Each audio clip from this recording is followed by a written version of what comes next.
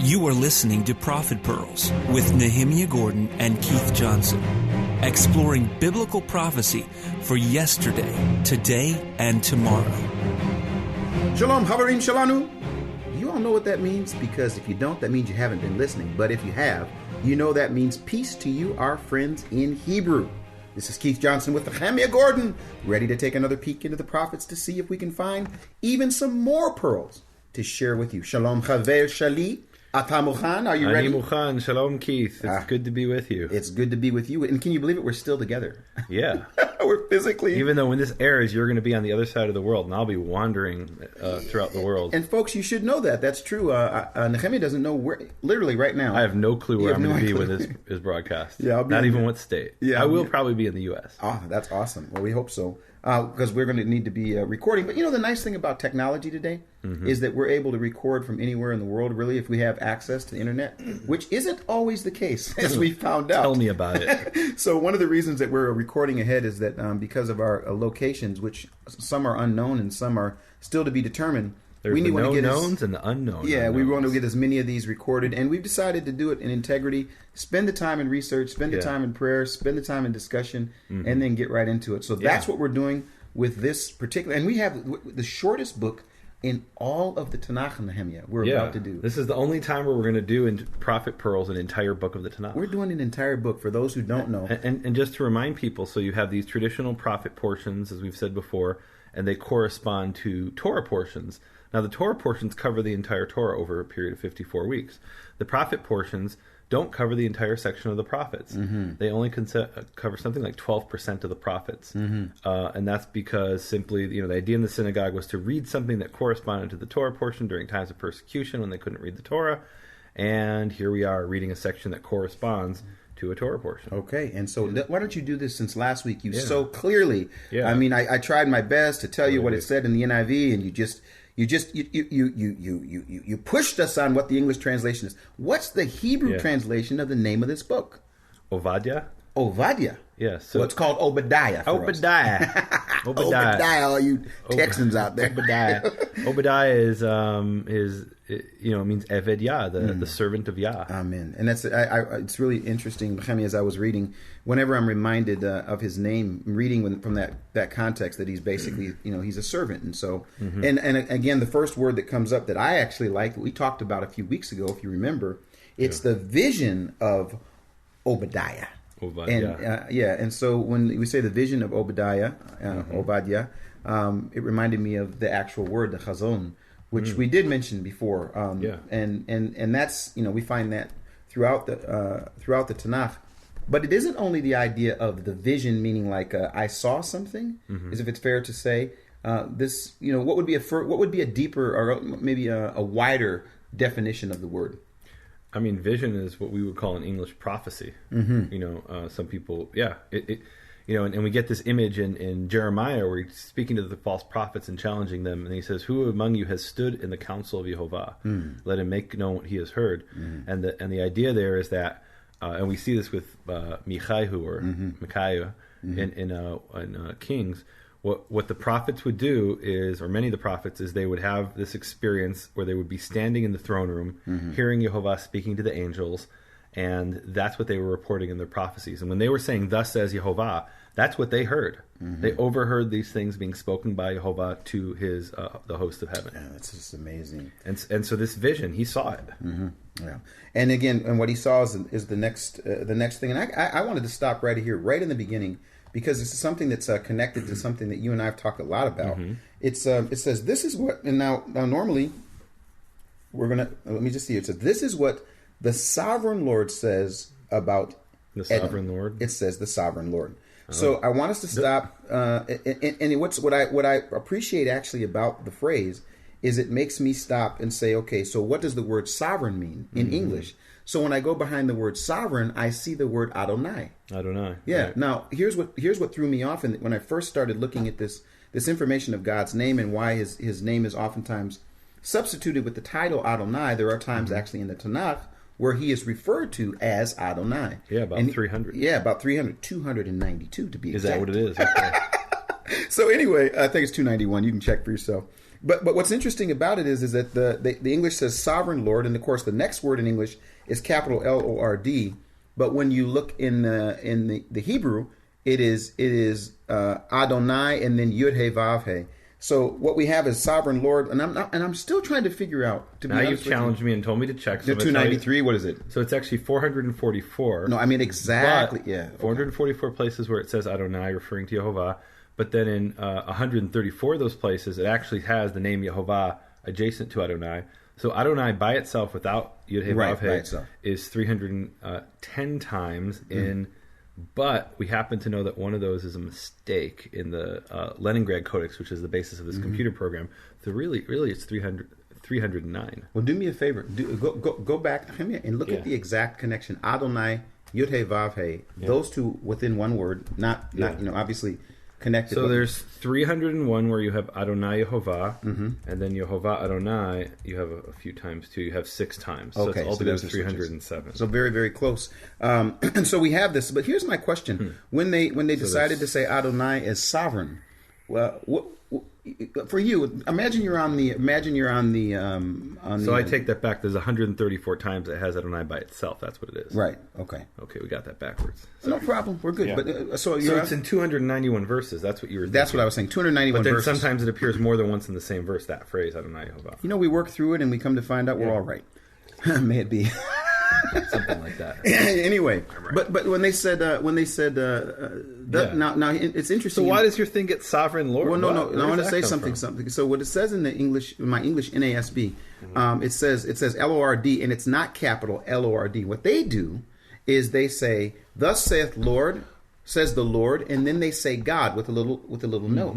So then God, because it's connected to Adonai, is the 4-letter name Yud He Vav He. So if you don't actually know what's kind of going on, you could really get confused. I mean, if you really are just reading it in the English, it says, "Thus saith Lord, little ord, and then big G with capital OD." But again, looking in the Hebrew text, we see Adonai is for the sovereign or Lord, and then Yehovah is for. So let me just make that really clear to people. So whenever it says Yud He Vav He, Yehovah in the Hebrew text, 6,827 times, that is read in Jewish tradition as Adonai. Yes. Except in these approximately 307 places where the word Adonai already appears. And so what the tradition said is we're not going to say Adonai twice. When one of those is an authentic Adonai and one is a Yud He Vav He, we're going to say Adonai Elohim. And that's where it gets a little confusing. And Elohim, for those who don't know, is God. For God. And that's why they have in your NASB, in accordance with this Jewish tradition, Lord God. The God is in capital letters this time, not the Lord. Lord is regular Adonai. Yeah. So it says, "Thus saith Yud He Vav He, Adonai Yehovah, concerning Edom." Wait, so we got to talk about this character, Ovadia. Who is this guy? Ovadia. Who is Ovadia? Ovadia. Mise. Who is he? Mise. He's a servant of Yah. Well, so think about it. Many of the other prophets, and I can't say all, but most of the other prophets, it'll give some kind of little introduction which tells you who he is. So let's, just really quickly look at Isaiah chapter 1. And where he's from and who he's connected to. And it says, the vision of Isaiah the son of Amoz, who saw concerning Judah and Jerusalem in the days of Uzziah and Achaz and Chizkiyahu. And then was it last week? When were we talking about? Last week we were talking about the northern prophet Hosea. And it says the word of Yehovah that was to Hosea the son of Be'eri in the days of Uzziah, Yotam, Achaz, Chizkiah, kings of Judah, and the days of Yerovam the son of Joash, king of Israel. So it's telling us his which kings he's during the reign of which kings he's speaking. But what about Ovadia? When did he live? Off the top of my head? Yeah. Or from reading? No, from reading. What do you know? Was it 850, 900? Well, the answer is we don't know. We don't 100% sure. So Jewish tradition connects this Ovadia with a man in the book of Kings who's referred to as Ovadia, and specifically he's mentioned for example, in 1 Kings chapter 18 verse 3, and it says, "And Ahab had summoned Obadiah the steward of the palace. Obadiah revered Yehovah greatly." Okay, and so and this is typical in rabbinical literature, what they'll try to do is they'll try to connect a known character with an unknown character. For example, we have a very famous ancestor named Shem. He's the founder of the Shemites, And what they'll do is they'll take a character who's unknown, like Melchizedek. Who is this Melchizedek? We never heard of this guy. And let's say, oh, Melchizedek is Shem. Or another thing You're making that up, right? They don't do that. No, they do. They'll take Sarah, the foremother of Israel, and they'll take this woman named Yiscah, who we don't know who that is, Jessica in English, and they'll say, oh, Sarah's Yiscah, even though it's a different name and there's no indication. And you're saying this comes from the... Look, this is actually a method of rabbinical interpretation. What they'll do is they'll take the known character and the unknown character and they'll combine them. And that's because they're not comfortable admitting that there's a character they don't know something about. One of my most ridiculous examples that I love is, people have asked me, where does this come from? And the answer is they just make this stuff up. And one example is, Deborah, who is the prophetess, and she has a general named Barak. Now it says Deborah is the wife of a man named Lapidot. And the rabbis are really nervous about this. There's this woman, and she's telling a man what to do, and she has a husband who we don't know who that is. So they say, oh, Lapidot is just Barak. But wait a minute, he's not called Barak, he's called Lapidot. Wait, are you telling me, Nehemia, there are times that even if you're a rabbi, if you got that rabbi title before your name, there are situations where there would be something that wouldn't... I mean, I have to be honest with you, there are some people who would say, well, because the rabbis say, or because the version that the rabbis read, that means that automatically it's legitimate. You're saying there are times that the rabbis are wrong?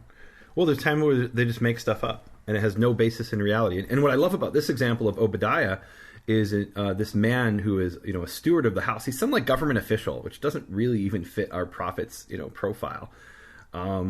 And he, and let me read you the rest of the passage here. Give us the verse there. Yeah, it's 1 Kings 18:3. It starts, Ahab would summon Obadiah, the steward of the palace. Obadiah revered Yehovah greatly. When Jezebel was killing off the prophets of Yehovah, Obadiah had taken 100 prophets and hidden them, 50 to a cave, and provided them with food and drink. And Ahab had said to Obadiah, go through the land to all the springs of water and to all the wadis. Perhaps we shall find some grass to keep horses and mules alive so that we are not left without beasts, etc., etc. In verse 7, Obadiah was on the road when Elijah suddenly confronted him. Obadiah recognized him and flung himself in his face, saying, is that you, my lord Elijah? Obadiah went to find Ahab. Hold on a second. So then they have this encounter. And Obadiah, Elijah says, you got to go tell, your king, Elijah is here. And Obadiah responds, what wrong have I done that you should hand your servant over to Ahab to be killed? As Yehovah your God lives, there is no nation or kingdom, etc. Basically, he says, wait a minute, if I go tell Ahab that Elijah's appeared to me, you're going to disappear. And Ahab's going to kill me. Yep. Now, how could this possibly be the prophet? The prophet is it doesn't even make sense. This prophet is like, not knowing what Yehovah is planned with Elijah, and he's hiding prophets. Well, why didn't Jezebel kill him? That doesn't even make sense if he was a prophet. And here's the point. The rabbis just make stuff up. Now, what I love about this example is Ibn Ezra, who was a rabbi in the 13th century. And a lot of these traditions come from what we might call early rabbis, meaning the rabbinical movement started around 200 BC, and the Talmud was completed around 500 AD. So in that 700-year period, they make a lot of stuff up, and that's considered like the ancient period of the rabbis. Well, this later rabbi, Ibn Ezra, in around the 13th century, he comes along and he says, what our rabbi said, come on, that's ridiculous. They just, that's no basis for that. He didn't say ridiculous. He was more respectful than me, perhaps.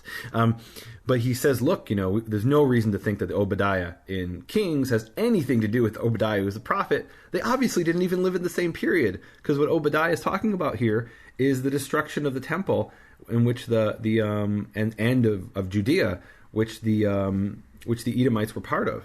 Mm-hmm. And so how could he be in the time of Ahab in like 850 BC? That's like 200 years, or more before it happened. That doesn't even make sense.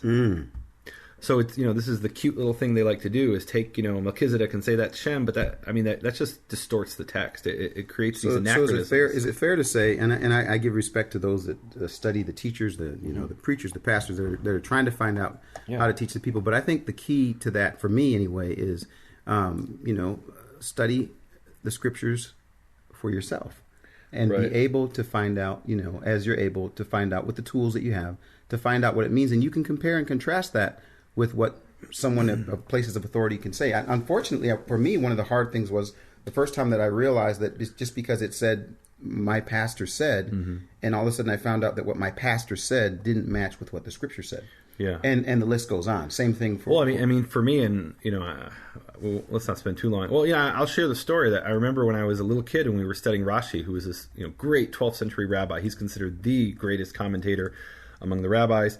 And he would say something and I'd say, wow, he's so smart. I wish I could be that smart.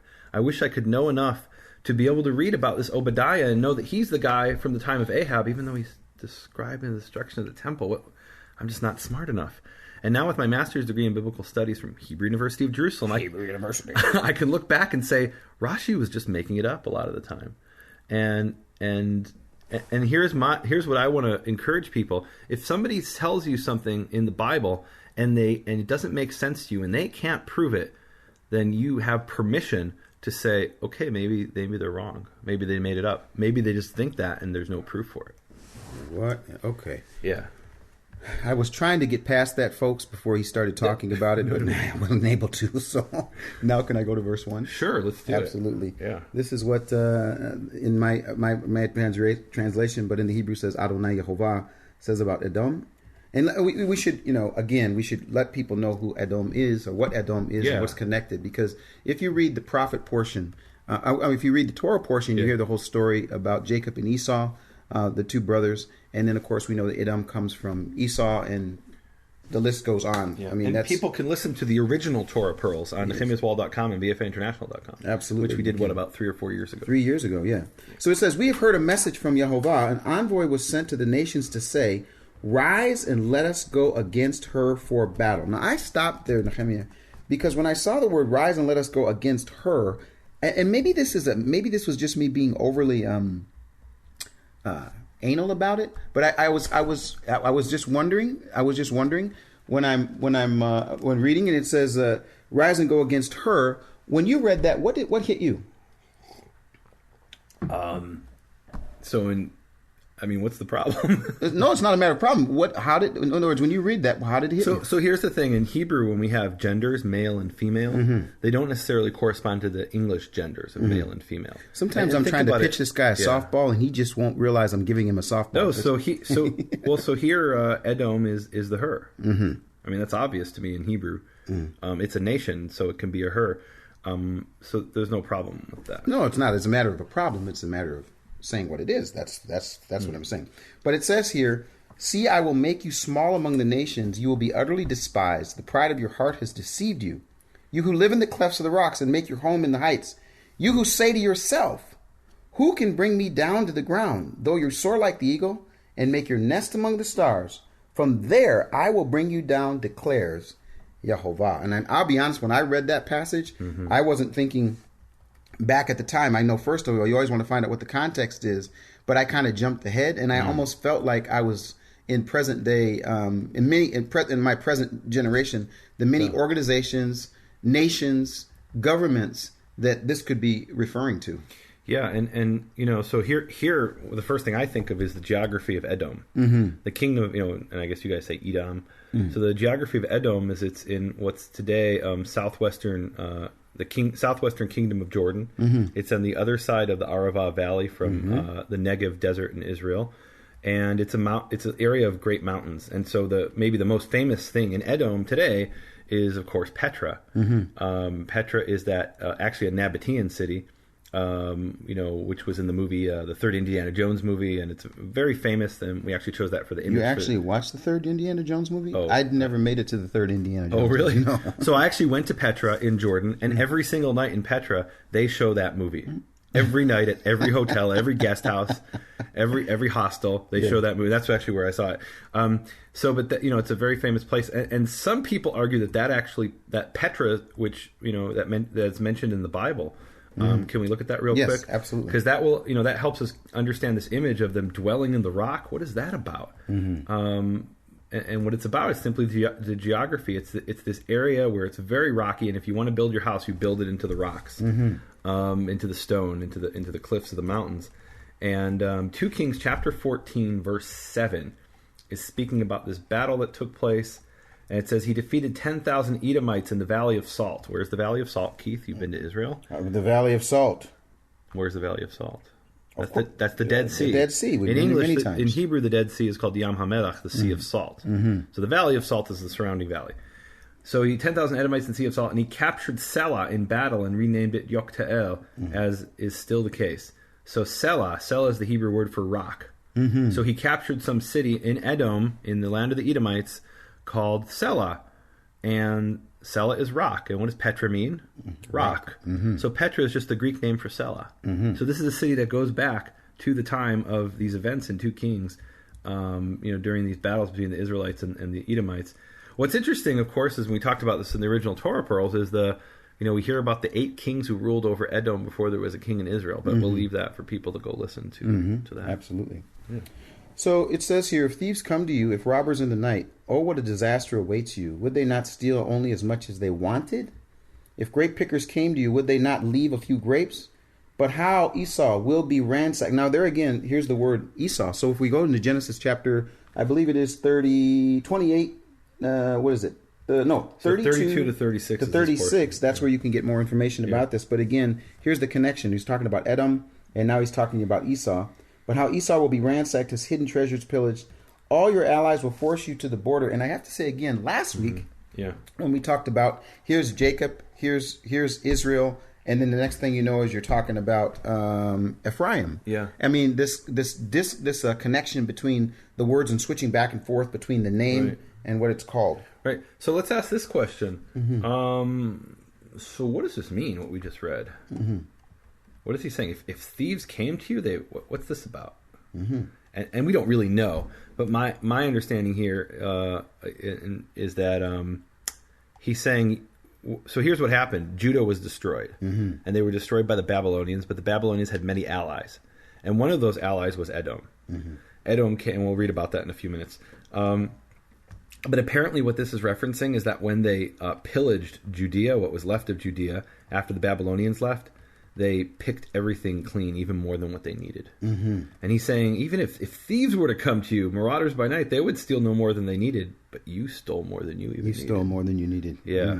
So it wasn't just that they attacked Judah; they did it in a horrible way. Yeah, and then he says, "Oh, what disaster awaits you? Would they not steal only as much as they wanted? If grape pickers came to you, not leave a few grapes. But how Esau will be ransacked, his hidden treasures pillaged.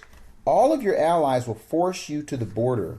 Your friends will deceive and overpower you.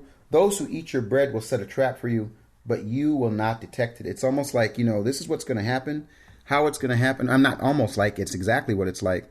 This is what's going to happen. So before, let's see here. It says in verse 8. Where am I at now? Let's go to verse 9. Yeah, verse 9. 8. No, do 8 and 9. Yeah, let me do 8 and 9. In that day declares Jehovah, will I not destroy the wise men of Edom, men of understanding in the mountains of Esau? Your warriors, O Timon, will be terrified, and everyone in Esau's mountains will be cut down in the slaughter. No, what? All right, so what is this reference to the wise men of Edom? Do you know what that's about? The wise men of Edom, no. So the men of Edom were known to be very, very wise. And who's the most famous wise man of Edom? The most famous Edomite sage is Job. The book of Job. Can I read that opening here? Why don't you read the whole book? I won't read the whole book. Job 1:1. There was a man in the land of Uz named Eov. That man was blameless and upright, and he feared God and shunned evil. Okay, so why do we think he is an Edomite? So Uz, there's all these figures that show up, like Eliphaz the Temanite, which is, and we know Teman is a place in Edom. And the language, here's the really interesting thing, the language of the middle portions of the book of Job, when people are actually speaking, it's not the narrator, it's Job and his 3 friends speaking, is different than the entire rest of the Tanakh. I mean, we mentioned last week how Hosea was different. The Hebrew was different than the Tanakh, rest of the Tanakh. But that was like the English we speak, where I come from, Chicago, and the English people speak in, I don't know, in Georgia or Texas. It wasn't that different. There's little differences, but it wasn't that. Whereas the Hebrew of Job is, some people have actually said it's not Hebrew. And many people have argued that it's actually a dialect of Hebrew called Edomite, that it's the Edomite dialect of Hebrew. That these were simply Edomites, Job and his 3 friends, who were, had this experience. And that's very possible. And so the wise men of Edom was known for its wise men, for its sages, and that's what Job is all about, wisdom. It's a wisdom book. And he's saying those, that wisdom will be lost, and you're going to be destroyed. And here it even mentions Teman. There it is. Yeah. And then, of course, verse 10 is where... Before we get to verse 10, can we talk about the structure of the book? So this is the only time I think we're going to have an opportunity to speak... Oh, no, in Isaiah we talked about the structure. How there's 3 sections. So here there's 3 sections as well.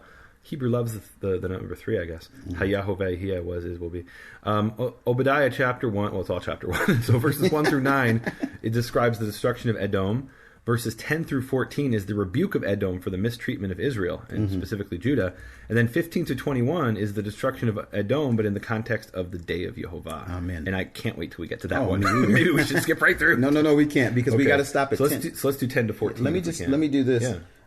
When I came across this, one of the things that I always encourage people to do, obviously as you're able, there are a lot of tools out there, and you can use tools to get behind words and that sort of thing. And even in the simplest way, Nehemia, where you can click a word and see what that word means. Now, I think sometimes people go too far and they begin to build theologies off of not really understanding the grammatical aspects of a sentence or that sort of thing. But when I see this, I'm sort of, we talk about this thing being yesterday, today, and tomorrow. Yeah. So when I get to verse 10, I think about today. And the reason I think about today is because of the words, actually.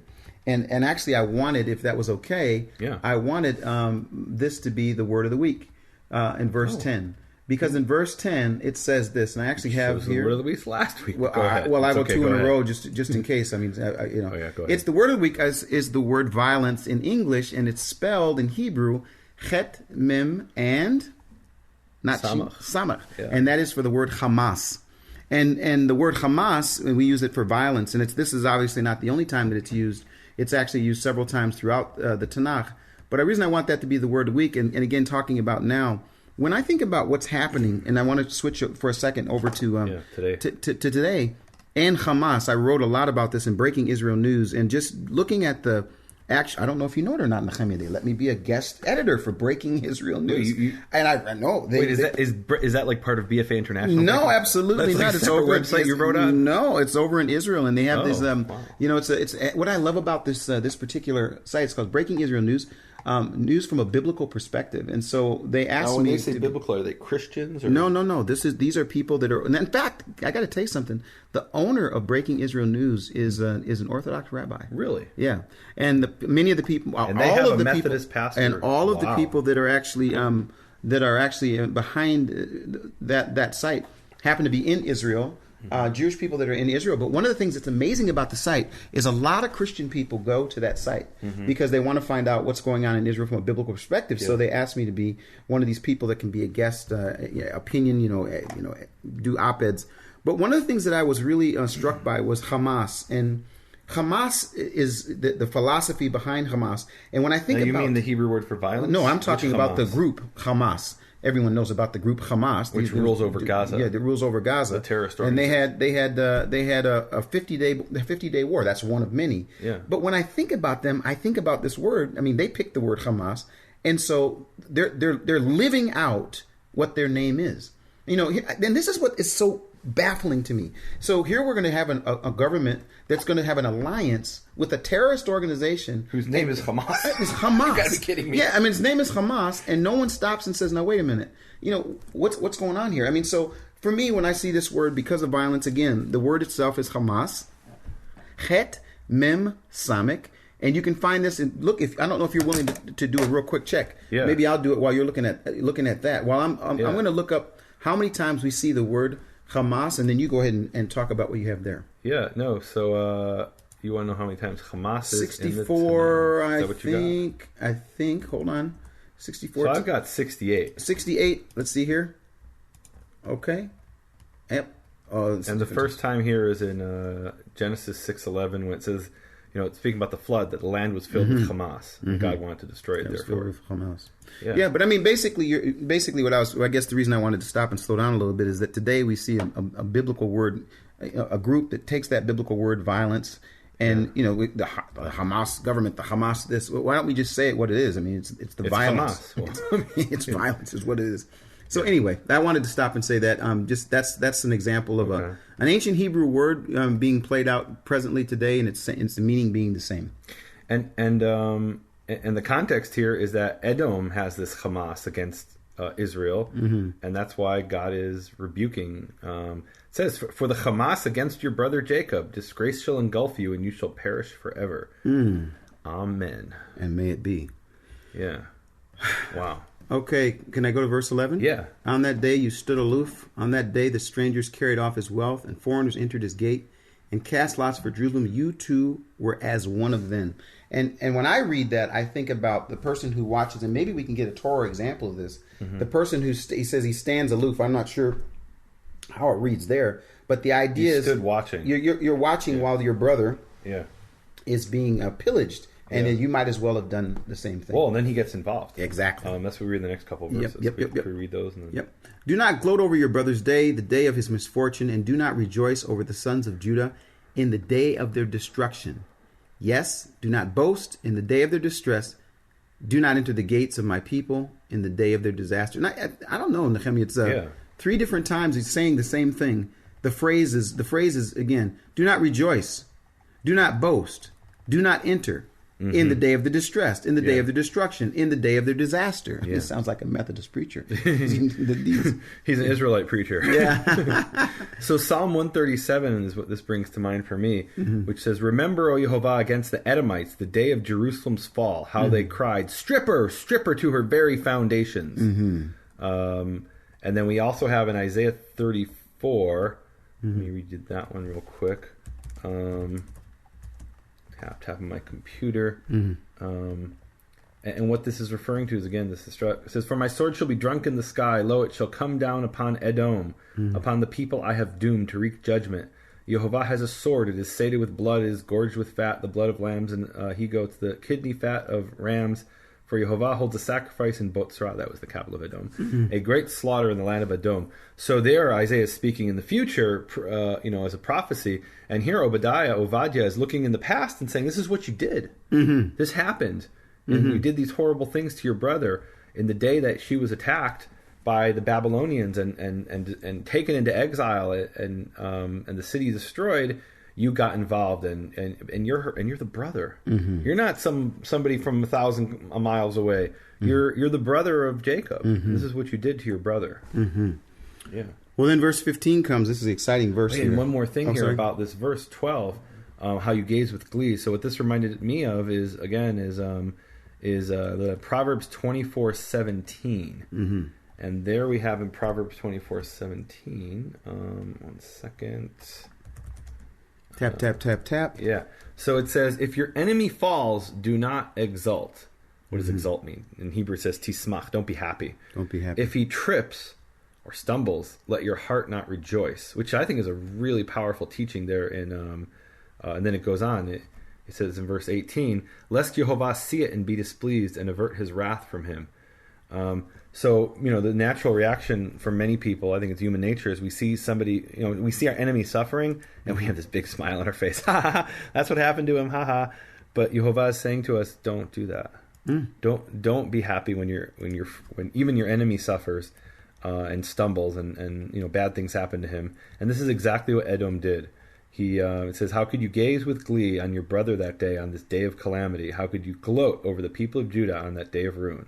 How could you loudly jeer on a day of anguish?" They saw Judah, who maybe was their enemy at that point, was definitely their enemy. And we can read in Kings how Edom was actually subjugated by David. He conquered it.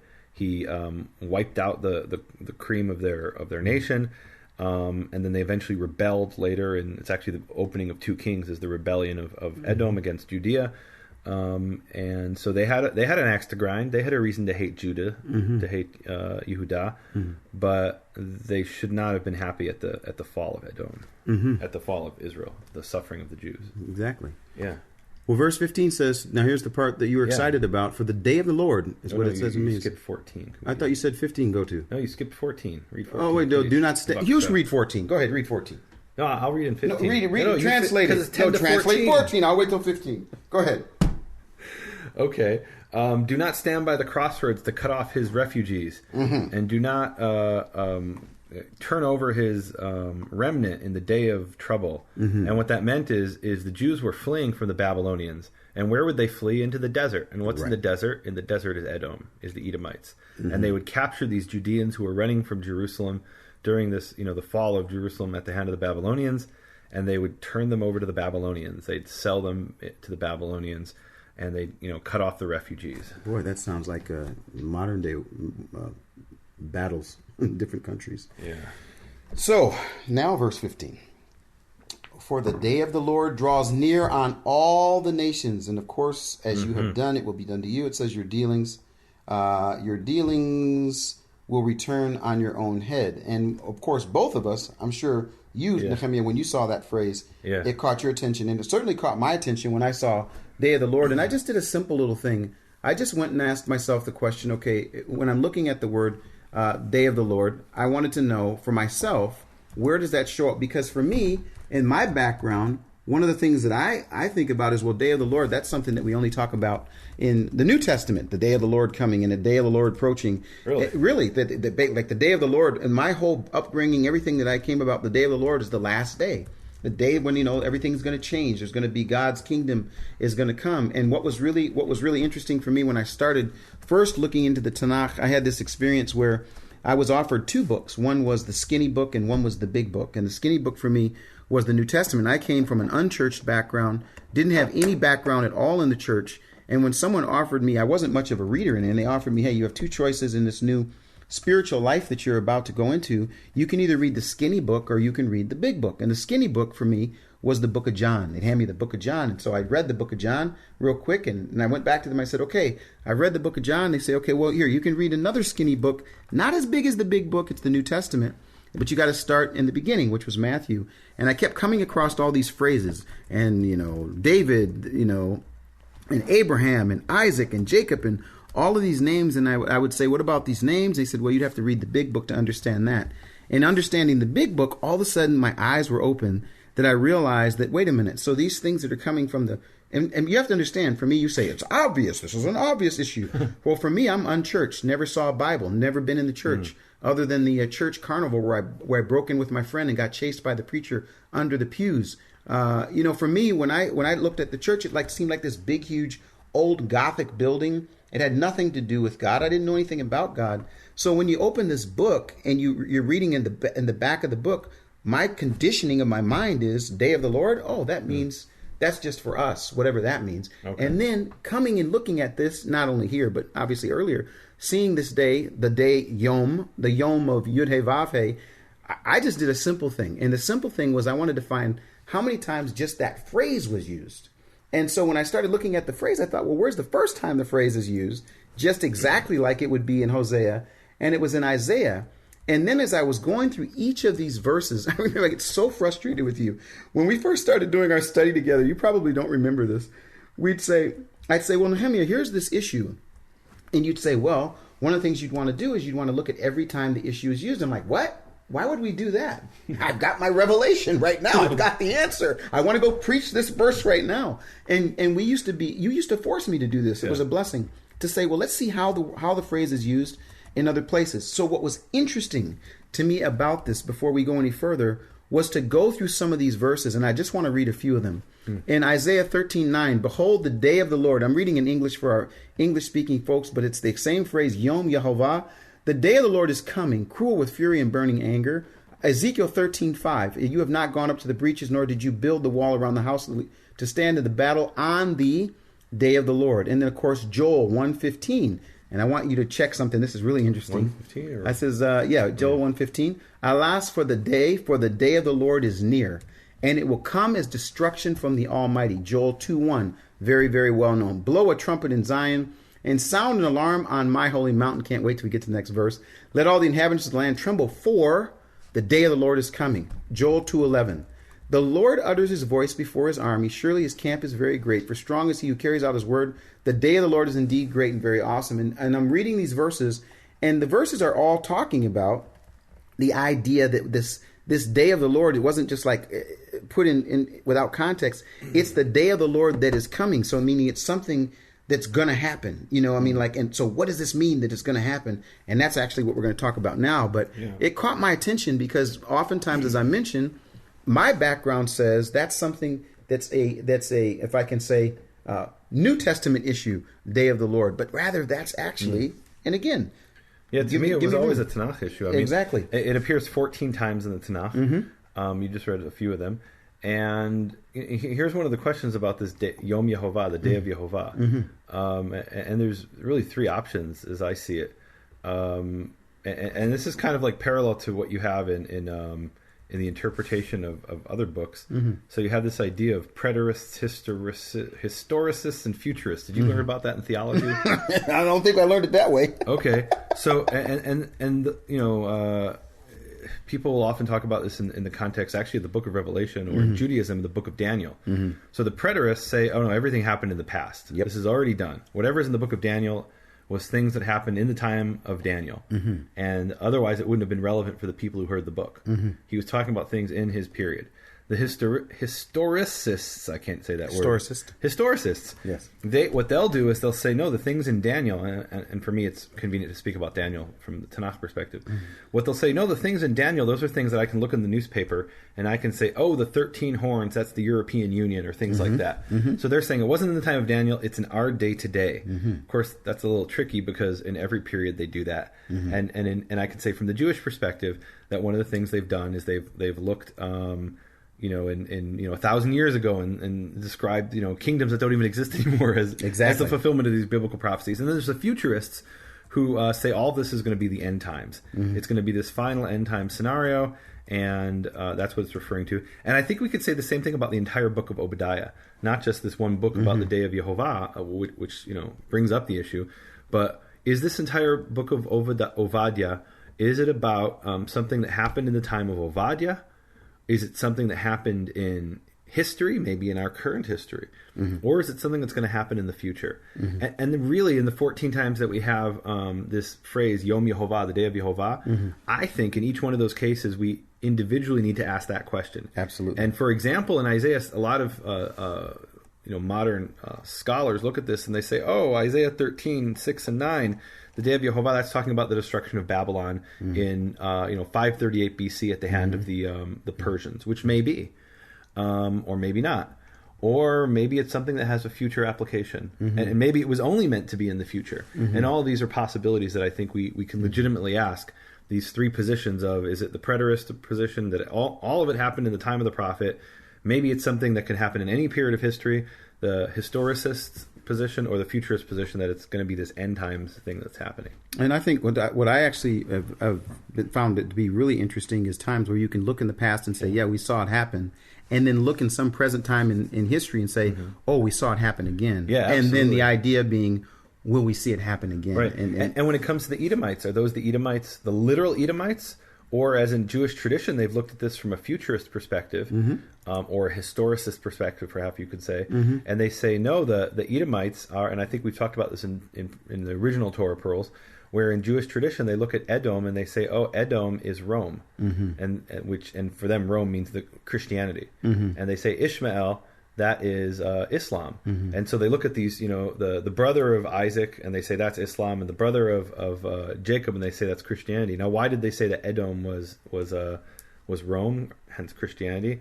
Because in Hebrew, the letter Dalet and the letter Resh look very, very similar. So Edom, Rome, is almost identical in its appearance, in its visual appearance in Hebrew. And so, like I said, in Jewish tradition, they've said that Edom refers to the Christian kingdoms. And there's Jews to this day who read the book of Obadiah, and it isn't even a question for them that this is talking about Christendom, the kingdoms and the nations of Christianity. Whereas I look at it and I say, okay, well, Edom is the brother of Jacob. Isn't that the Edomites of old? But then what is the future application? There is no more Edom. I mean, the prophecy's been fulfilled. Edom doesn't exist. But the day of Yehovah, the one we're looking forward to in the future, that hasn't happened yet. So who's going to be Edom in the future? And I have to say something about that, Nehemia. One of the reasons that I was really excited about doing this with you is that I really wanted to hear another perspective. Where I come from, I talk a lot about where I come from. As I mentioned, I was an unchurched person and consider myself still an unchurched person, really, because what I'm more interested in anything is trying to figure out how God's word affects or applies to me in my life today apart from tradition. But a lot of the historic interpretation of these different things, like in Jewish tradition and Christian tradition, you'll pick a certain place. Like, well, in our lifetime, Russia is this, and in our lifetime, North Korea is this, and in our lifetime, then they'll pick nations, and I really struggle with that. I have to be honest with you. Yeah. Because it may be that there's some aspects of a present day nation that looks and acts and smells and feels and looks like, what we're reading here. But I think we have to be really careful. So what do we want to do? We first want to find out, what did it mean? Okay, historically, contextually, what did it mean? what could it mean now? Yeah. And try to ask how that fits. And then also, what might it mean in the future? Now, about the phrase, the day of the Lord, can you and I agree on this? Most of the times when I heard the word the Yom Yehovah, there's a word after it, like it's coming, it's approaching, it's something that is that you'll know when it comes. It's like this thing is happening, it's going to happen. And again, historically, that showed itself up in Isaiah when the Babylonians came and they say, okay, that was the day of the Lord, that was the day of Yehovah, that was Yom Yehovah. But the thing that both of us, I think, would agree that there's going to be a time when Yom Yehovah comes. There won't be any doubt that it is. So the last time it appears in the prophets is Malachi chapter 4, I was verse just 5. about to go to that. So go ahead and bring that. Yeah, it says, behold, I'm going, 3:23 in the Hebrew. It says, behold, I'm going to send you Elijah the prophet before the coming of the great and terrible day of the Lord. And what is terrible in Hebrew is norah, which means frightening. Yeah, frightening. Yeah. Awesome, full of awe. So when I see that, again, looking just at the phrase, the day of the Lord, we could spend the rest of our time on this, but I think where there's common ground is that whether it's Tanakh understanding, or even if I can say this, from people that come from another perspective from the New Testament, everyone would agree that there's going to be a time where Amen. When he does what he's going to do, it's not going to be something you read in the newspaper and say, did that happen? Yeah. And then here's the question, though, where it says in Obadiah 1, verse 15, it says, Ki karov Yom Yehovah, the day of Yehovah is close upon all the nations. So that was written, 2,500 years ago. Was it talking about the destruction of Edom in that historical period? And it's hard for me to believe it's not, but then I read on at the end, and the things at the end clearly haven't happened yet. I'm trying to hold myself for verse 20. Don't do what you're talking about. 20. You can't go to verse 20. I'm going to slow you down because we got to go to the next verse. Wait, even in this verse, there's one more thing, and I'll refer people to the book of Prayer to Our Father, Hebrew Origins of the Lord's Prayer, that Keith and I wrote together. And there we actually talk about this verse. I believe we quoted verse 15 when we talk about this idea of midah keneged midah, or reciprocal justice. In Hebrew, it's literally called measure for measure. And this is a key concept in what Christians refer to as the Lord's Prayer and the Our Father prayer that Yeshua taught to the Jewish multitudes. And there he taught about, forgive and you'll be forgiven. And that was the concept there. And you see that throughout his ministry. He says, judge not lest you be judged. It's this idea of what you do is the way you'll be treated. And then Luke 6:38, he says, for with the same measure that you meet with all, it shall be measured to you again. And many Christian commentaries comment on this, that he's talking about like measuring out grain. And what they're completely, it's almost hilarious to me to hear that. Because in the Hebrew context, there's this phrase, measure for measure. And it means exactly what Obadiah just said here. In the Tanakh phraseology, it is, your conduct shall be requited. That's in the JPS. Yea, in other words, as you did, so it shall be done to you. Your conduct shall be required. In other words, the way you behaved and treated others is how Yehovah will treat you. And that's exactly what Yeshua is saying in the what they call the Lord's Prayer, and in Luke 6:38 about measure for measure. And so there, Hebrew Origins of the Lord's Prayer. It's a great book that we wrote. And with that, I'd like to do something, if it's okay, Nehemia. Yeah. I've been thinking a lot about this. I don't know if you know it or not. You get me into a lot of trouble. I do. There are people who just ask, what are you doing spending any time with this guy? He doesn't believe like you, doesn't think like you, though he is starting to look like you. He's living in your house. What's going on with you two? And clearly, one of the things that I've known for a long time, from the time that I met you, is an opportunity to be able to really look at the text in its language, history, and context. And for me, once I understand it in language, history, and context, I can then take a next step to say, how does it address for me and my faith, and how does my faith bring legitimacy for my own faith, how Scripture comes along and does that for me. So I want to take a minute just to let people know that, you and I, we have had a long journey. In 2007, we started studying this process of the Hebrew Origins of the Lord's Prayer. We wrote the book together. Number of things happened, and we ended up getting a chance to speak about that book in places that shocked us even. Both the Jewish and Christian background, Messianic, Hebrew roots, Torah observant, different nations. But then we had a time, if I can say a period of time, where you went and did some things separate and I did some things separate. Yeah. And you can talk a little bit about that yourself, but you've talked a lot about being in China for a year. Yeah. And for what that did for me during that time is I just dug in and started working on both the Time Will Tell series and doing documentaries and doing writing and producing different things. But where we're at right now, where I'm at right now, bfainternational.com, is that we're at a real crucial place, especially as this recording is taking place right now. We're within a month of the end of a year that's been probably the year that's cost us the most. Most. This year has been a year where we've put everything into what we've done. People talk about Scripture Bites, which is just now coming to the end, a 10-part series. We've done a series on Right on Time. We started out the year, I was actually at Hebrew University working on research and filming some things that I haven't gotten a chance to talk about that I really would love to produce. And so for me, why is this important in the next few weeks is that I'm really looking for some people that will really come alongside and enter into with us at the bfainternational.com site and become premium content members. And I want to be really clear about this. I need at least, Nehemia, between now and the end of the year, 300 people to become premium content members. If we can get 300 people that at the minimum do $9.99 a month or more, we're going to be able to go into 2015 and produce things that are going to be absolutely amazing. One thing you've learned as you talked about it is it just costs a lot of time and resources and money to do what we've done. And I think we've produced high quality things, but there's so much more that's going to come. We need people that will come alongside. Go to bfainternational.com, become a premium content member.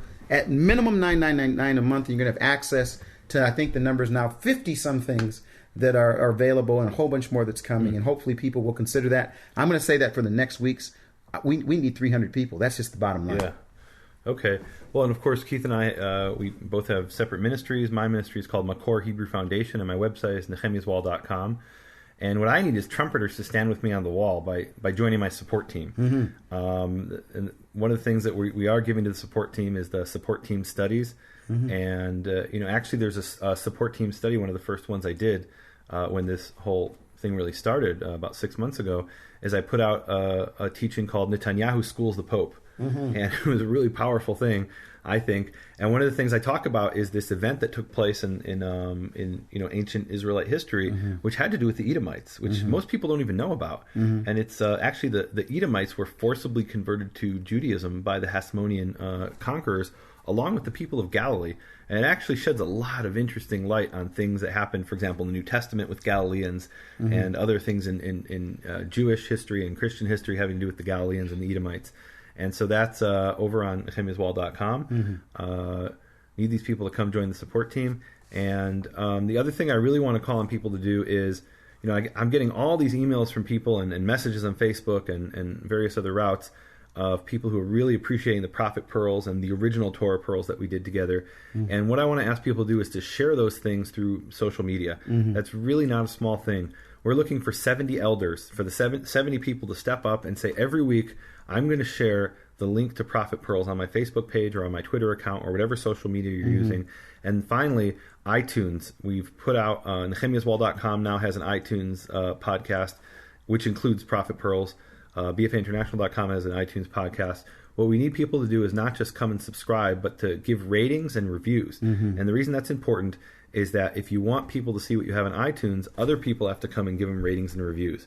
Otherwise, people will come and they'll be looking in these subjects and they'll never find that these podcasts exist. So please help us get this message out, sharing on Facebook and iTunes ratings and reviews. One thing I like about what we're doing, both of us in both ministries with the nehemiaswall.com and bfainternational.com, is how many things we used to get these messages from people saying, I can't believe you're charging us for a book. I can't believe you want us to, and we'd give away books and we'd send books. Oh man. But one of the things that I really like about right now, both at bfainternational.com and Nehemia's Wall, we're doing Scripture Bites free, no cost. And you actually challenged me on this with social media. When you get that message out and you start getting those shares and you start getting that interaction, it becomes what they call sort of viral. People and more people see it. I think the first week we did Scripture Bites, we did this thing on Facebook, and it went through the roof. I don't remember how many thousands of people saw it. But that's an example of something right now that costs you nothing. If you're not able to support Nehemia, whether it's the support team or become a part of premium content members, you still get a chance to get a whole lot of information, inspiration, and revelation at both places. So please visit bfainternational.com and nehemiaswall.com, and we're going to continue. And as always, most of what we offer on both sites is free. Yeah, that's what I'm saying. I mean, that's the bottom line. Now, of course, for those who can, we definitely need you to help us. We got a next few weeks, so it's a big deal. Can we go to my favorite verse of this? What's your sure? Absolutely. My favorite verse actually has to do a lot with what I've been dealing with personally on the process, and it says here, because just as you drank on my holy mountain, all the nations will drink continually. They will drink and swallow and become as if they had never existed. Let me read 17 and we can go back to it. But on Mount Zion there will be those who escape, and it will be holy, and the house of Jacob will possess their possessions. And so for me, when I read that, this particular time in my life actually has been really difficult. I've built a relationship with my friend Yehuda Glick, and at this point, at the time of the taping right now, he's still fighting for his life. He's getting better. Right now, they're saying that hopefully he's only got one more surgery, but they've had him under anesthesia. And for those who don't know who is, I'm gonna tell him now. But Yehuda and I actually met each other this year in 2014 by happenstance. Actually, I was actually working on the Hanukkah project, which is coming out next week, I believe, based on this schedule. It'll be on the 18th, where we got a chance to go. Two friends came over and really looked at the historical Hanukkah. Well, the end of the Hanukkah project, by happenstance, we found ourselves on the Temple Mount, and I ran into this red-headed rabbi named Yehuda Glick, and I consider him a true Maccabean. I consider him like Judah the Maccabee. He's a person who's standing for what's right, calling people to the Temple Mount, to know that it is a holy mountain. It's a place for people to fulfill the prophecy of Isaiah, that all nations might come, a place for prayer for all nations. And as I said, as of right now, he's presently still battling. He's doing better. Hopefully, by the time you listen to this, he will be up and he'll be around and be preparing to go back to God's holy hill. And when he does that, I want to continue. Our ministry has actually raised resources for Yehuda Glick's ministry, Haliba, which is talks about the heart of Israel being the Temple Mount. And so for me, when I read this verse and I see what they're talking about, it says, just as you drank on my holy hill, all the nations will drink continually. They will drink and swallow and become as if they had never existed. So I read the first thing and I think about, I have to be honest, Nehemia, for me, I think about what's happening in that place now. Mm-hmm. I have to say, and you have to hold me back on this, I am really, really struggling with the political game that's being played in Israel around that place. Many people from my background say, we don't care anything about the Temple Mount. Our place is over at the Church of the Holy Sepulchre or the Garden Tomb. What do we care about the Temple Mount? And not understanding its historic, biblical, linguistic, the list goes on. Practical place of the Temple Mount. It's the only place that God says he placed his name forever and his eyes will be there perpetually. And yet we've disconnected it and said, okay, well, we don't want anything to do with that. We'll just take the wall. My Jewish brothers and sisters, we'll take the retaining wall. And then the Christians, like, well, that's not our fight. We're on the other side of town. And to be honest, biblically, I just don't see how we can't address it. It keeps coming up in Scripture, and it's right here for us in this passage. So what does this verse mean, though? These two verses, what do they mean?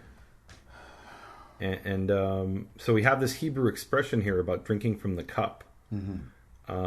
And it's a Hebrew idiom, and it appears in other places. For example, Jeremiah 25:15, it says, "For thus says Jehovah God of Israel unto me, take the wine cup of this fury at my hand, and cause all the nations to whom I send thee to drink it. And they shall drink and be moved and be mad because of the sword that I will send among them." So drinking from the cup represents Jehovah's wrath, Jehovah's punishment. And so we have actually, it's almost like a pun here. It says, you drank on my holy mountain, meaning they went up to the Temple Mount and they rejoiced for their victory of stripping Israel of every last kernel of grain and everything, and taking everyone as slaves.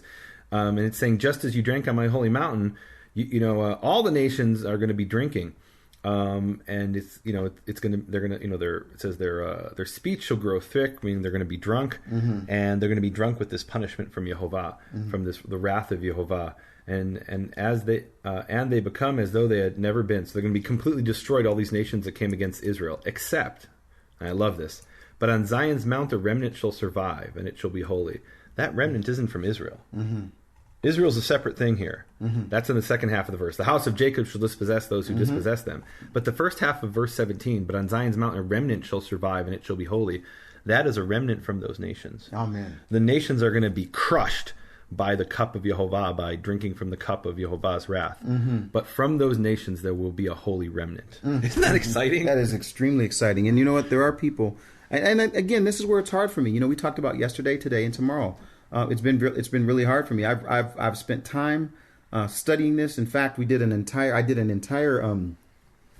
project that I haven't even been able to address, just regarding not only the Temple Mount, but the Ark of the Covenant and the issues regarding that and the Temple Mount. And that's where Yehuda helped me immensely. I think I was in that one too. Yeah, you're also in that. Are you ever going to produce it? Am I ever going to produce it? Need 300 people before the end of the year.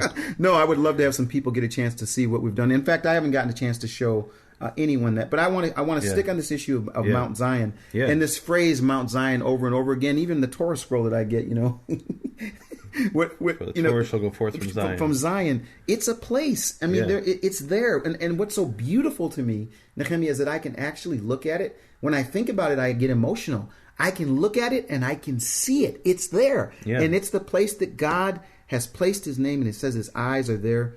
I believe it's even his ears are there perpetually. And yet there's this disconnect that's happened both on the political side. I don't want to get too political, but I'm extremely concerned about what I hear from the United States regarding this and other places that somehow, leave that issue alone. Well, in the end, it's not going to be left alone. It's going to be the center of... And just for people who don't know, and if you've been to Israel, you'll probably be even more confused. So there's the Temple Mount, what we call Har HaBayit, the Temple Mount, and in the Tanakh that is Mount Zion. And I remember when I studied archaeology that there's this other place that people call Mount Zion, and in Hebrew University in the archaeology department they used to call that the place the tour guides call Mount Zion, as opposed to the real Mount Zion, which is the Temple Mount. Yeah, which, by the way, that's where the Pope decided to go when he was there. He went over to the other Mount Zion. To the fake Mount Zion. Yeah, the fake Mount Zion. The real Mount Zion is there where there's this battle. So, well, accept no imitations. Accept no imitations. We got to do something real with one. that. Take the real one. So, I mean, I'm not sure how much time oh my goodness, I can't believe it. It's already an hour. I've got to start shutting down here. We said this last week, Nehemia, and I thought it was really interesting. I really appreciated your approach to that. It's always been that we want people to help us. We want people to help us help them by studying in depth these passages and then bringing their comments to our site. Now, I want to say something. There's probably there's some people that are probably like, well, how do you guys do this Ministry Minute thing? Let me explain something. We can't even do this show. We can't even record it. We can't have it edited. We can't have the server. We can't do anything without having those faithful people that have stood with you and have stood with us. And you know what? I think it's an opportunity for people to understand what we're doing, and not only what we're doing from a financial standpoint, but entering in with us in terms of the study, actually going to the passage, reading the passage, praying about the passage, and comment on both pages, because we've got different people. Even that, some people don't go to Nehemia's Wall, some people don't go to BFA International. But if you're a person that would comment, go to both places and make your comment, and let's see if we can start having some, what do we call it? Conversation, dialogue. Back and forth. But I want you to give you an opportunity. You can go ahead and decide if the next verse you want to deal with. But we're at an hour, so you just no. The best stuff's always at the end of these prophecies. Go ahead. So where are we in verse 18? Okay, let's skip ahead here because verse 19. Yes. Oh my gosh. Yes. Or let's just go to verse 20. Yes. It says, and the exiled force of Israelites, this is JPS, and the exiled force of Israelites shall possess what belongs to the Phoenicians as far as Sarfat, while the Jerusalemite exiled community of Sfarad shall possess the towns of the Negev. And every time I go to the Negev and I see, and Sfarad, it says here in the Hebrew, Sfarad has been understood in Jewish history to be Spain. And every time I go to the Negev and I see Jews whose ancestors were exiled in Spain, and they are now living and they've filled the cities of the Negev, like you go to Beersheba or Ofakim or Sderot, which is constantly being bombarded by Hamas.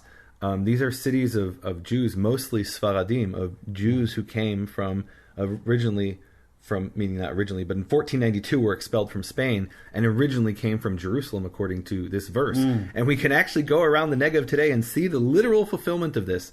And, my great-grandfather, who I'm named after, Nehemia Robinson, was a rabbi in Chicago. If he had gone to the Negev and traveled through it, he wouldn't have seen any of those places, any of those people. He would have seen, desolate, empty, ruins.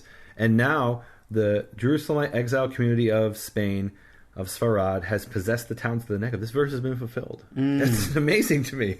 That's amazing. Like literally been fulfilled. Well, I don't know how we're going to get through the second word of 21. Can I tell you? Yeah. It says in the English Bible. Yeah, what do you got? In the NASB, it says, the deliverers will ascend Mount Zion to judge the mountain of Esau, and the kingdom will be the Lord's. What do you have, Nehemia? It says, and the Moshi'im, the saviors. That's the same word we had, I think it was our first word of the week, Moshiach, and this is the plural, Moshi'im. And the saviors shall ascend Mount Zion to judge the Mount Esav, and to Yehovah shall be the kingdom. It's hard not to get excited about that. Yeah, no, that's really amazing. And you know, it's interesting, Nehemia, that's 21 verses, and that's the entire book. Yeah, of Obadiah, and I really want to challenge people to read it again, and we obviously didn't address in depth a whole lot of stuff. Yeah, no, there's a lot. I mean, I have all these pages of notes we didn't get to.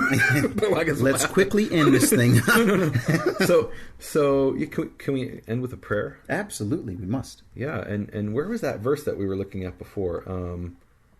About the remnant. Can I read that? Yes, that would be nice. That's going to be my prayer. Okay. Where is this the verse? Here it is. Here it's Obadiah chapter 1 verse 17, and I want to read this other verse in Zechariah, which has to do with the same theme of, it says to Yehovah will be the kingdom, and there it says Zechariah 14 verse 9, one of my favorite verses in the Tanakh. It says, and Yehovah shall be king over all the earth. In that day there shall be Yehovah will be one, and his name will be one, is what it says in Hebrew. Mm-hmm. Yehovah, Avinu Shabashamayim, Yehovah, our Father in heaven, Melech HaOlam, King of the universe. Yehovah, we look forward to your kingdom here on earth. I look forward to being in that kingdom, Yehovah, with the remnant, the remnant of the nations, who you gather together, Yehovah, and Yehovah with the exiles from the different nations of your people, the diaspora, that you gather back and you plant back in the land of their forefathers, back in the land that you promised Abraham, Isaac, and Jacob. Yehovah, please let this come soon, this era of world peace that we will have under the leadership of your King Messiah. Let us be in that kingdom soon, Father. Mm-hmm. And until that time, Yehovah, let us have peace, and let us be able to sit with brothers, Jew and Gentile, and meditate upon your name day and night. Amen. Thank you for listening to Prophet Pearls with Nehemia Gordon and Keith Johnson. For more information, please visit nehemiaswall.com and bfainternational.com.